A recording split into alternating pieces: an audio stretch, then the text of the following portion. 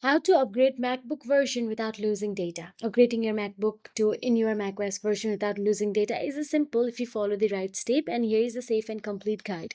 So basically, you never lose data when you are trying to upgrade to the newer version of the MacBook. But in case you are already worried, then simply tap on the Apple menu icon available at the top left corner of your screen, and from the drop down menu, tap on the system settings or system preferences according to your macOS version. Now here, simply scroll down and tap on the general option available there.